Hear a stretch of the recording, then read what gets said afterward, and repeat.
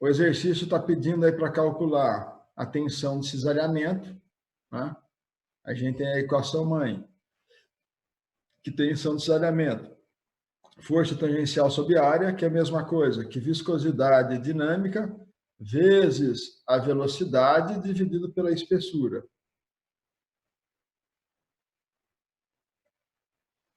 Então, o que eu tenho aqui? Eu não tenho nada que me fale no exercício sobre a força tangencial e sobre a área, tá? Então, se eu quero a tensão de cisalhamento, eu vou simplesmente isolar a tensão de cisalhamento. Não tenho também a viscosidade dinâmica, então o que eu vou fazer? Eu vou aplicar a relação que eu tenho. Viscosidade dinâmica é o quê?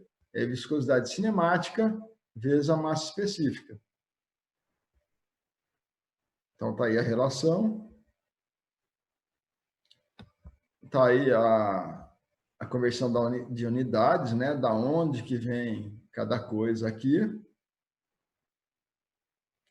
Então, eu vou ter aí que a viscosidade dinâmica vai ser 830 vezes 10 a menos 5.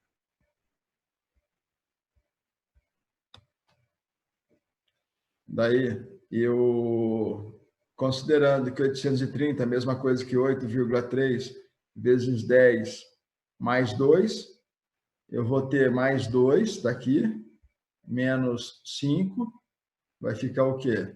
8,3 vezes 10 a menos 3. Dúvida, gente?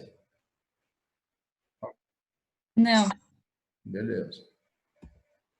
Bom, agora, o que eu tenho? Já tenho a viscosidade dinâmica, já mostrei como que é a conversão de unidade, aí, fazer análise adimensional. Então, às vezes, a princípio, você pode bater o olho aqui e falar, ô, louco, professor, mas isso está estranho, né? Então, daí eu estou mostrando aqui como que é a conversão. Tá? Então, isso vai estar no material de vocês. Se no futuro, na indústria, aparecer uma unidade cabulosa aí, quando você estiver analisando um óleo, um fluido aí, então aqui é a conversão. Bom, daí que eu vou fazer? Vou aplicar também fazendo análise dimensional, né?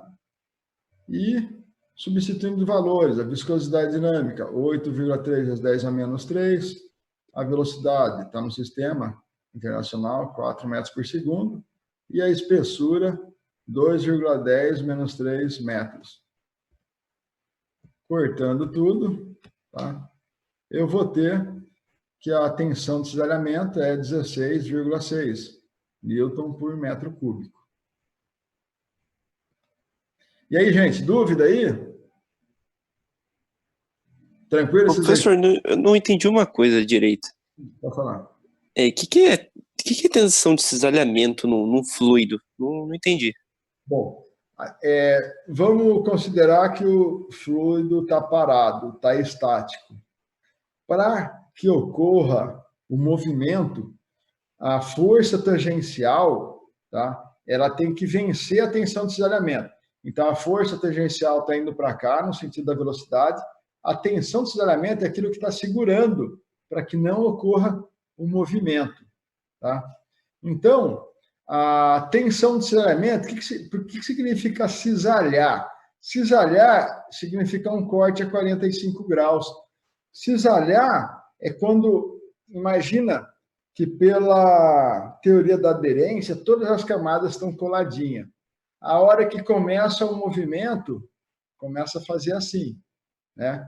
Então, a tensão de cisalhamento é aquela força, aquela pressão para romper aquela inércia do líquido. Eu posso voltar na teoria para você enxergar melhor? Pode ser? Eu entendi, professor. É tipo assim, é a força que precisa fazer para tirar o fluido da inércia. Tipo isso. Exatamente. E daí que acontece? Imagina o guspe. Você põe uma gotinha de guspe na mão, o que acontece? Tem uma certa elasticidade. Você manda para lá, volta, manda para lá, volta. Agora, se você aplicar uma força tangencial que acabe sendo muito maior que a tensão de salhamento, aquela gotinha de guspe vai romper, certo?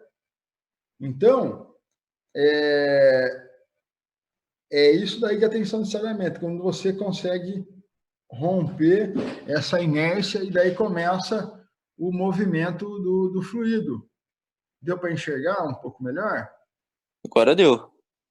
Bem melhor. Vocês estão tendo resistência dos materiais? Sim. Então, bom, na resistência dos materiais, você vai aplicar uma força tangencial no material sólido, tá? A hora que você supera a tensão de cisalhamento, então, quando você vai aplicando uma força tangencial que não rompe a tensão de cisalhamento, o que acontece? Você está trabalhando com deformação elástica. Você aplica e volta tudo, certo? Quando você... Então, no líquido, quando você vence a tensão de cisalhamento, é quando começa o movimento. No sólido, quando você vence a tensão de cisalhamento, o que acontece? Não tem mais deformação elástica. Ocorre a deformação plástica. Conseguiu relacionar? Agora eu consegui. Então é isso daí. A mecânica dos fluidos é uma parte da física que se aplica na natureza, tá? Então, beleza. Mais alguma dúvida, pessoal? Então, vamos para o próximo exercício. Esse exercício eu vou pular aí, é mais complicado aí para vocês, não vou pedir na prova, tá? Eu tinha pedido para vocês resolverem o exercício 1.6. Tinha, né? Pediu, na última aula você pediu. Você conseguiu resolver, Giovana? Consegui. Então, você viu que, utilizando como base aquele exercício resolvido, né? É simples a gente fazer. E esse daí também é um exercício típico de prova e típico de concurso. Na minha carreira, depois que eu me formei, né, engenheiro mecânico, eu prestei vários concursos, aí concurso para Petrobras, concurso para Itaipu, para ser consultor deles. Eu fui consultor, acho que por uns 7 anos na Itaipu. E esse exercício aqui caiu na avaliação, inclusive, da Itaipu. Porque na Itaipu, eu fui lá para ser consultor, para fazer estudo de gases, em específico biogás. Então, a minha função lá foi desenvolver metodologias de dimensionamento de tubulação para gás natural e para biometano. Então, no processo seletivo teve esse exercício aqui. Tá? Então, esse é um exercício importante. Se você conseguiu entender, conseguiu fazer, estou de parabéns. Porque na vida profissional, esse exercício aqui cai tanto para o engenheiro civil. O engenheiro civil ele analisando batistaca. Para o engenheiro mecânico, quando for trabalhar com motores, né, é um sistema cilindro-pistão. Quando o engenheiro mecânico for trabalhar com amortecedores. Então, é um exercício clássico da mecânica dos fluidos. Tá?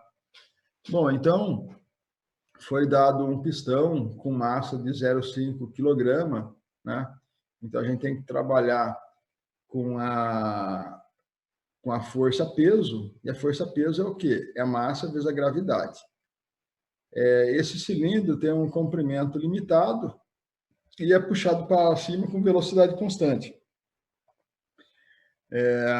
O diâmetro do cilindro é 10 centímetros e o do pistão, o diâmetro do cilindro, só que o diâmetro interno, né, é o diâmetro da interação, é 10 centímetros, e o do pistão, 9 centímetros, daí no caso, o diâmetro externo, que é onde vai ter interação um com o outro.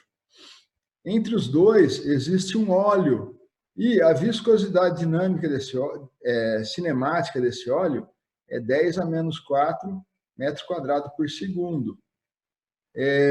Vai acabar essa aula aí, essa reunião, e eu já chamo vocês para a próxima, tá? Então, na hora que acabar, eu já volto aí. E foi dado que o peso específico desse óleo é 8.000 newton por metro cúbico. Então, até aqui, tudo no sistema internacional. Só os diâmetros que estão em centímetro e vocês têm que converter para metro. Com que velocidade deve subir o cilindro para que o pistão permaneça em repouso? Então,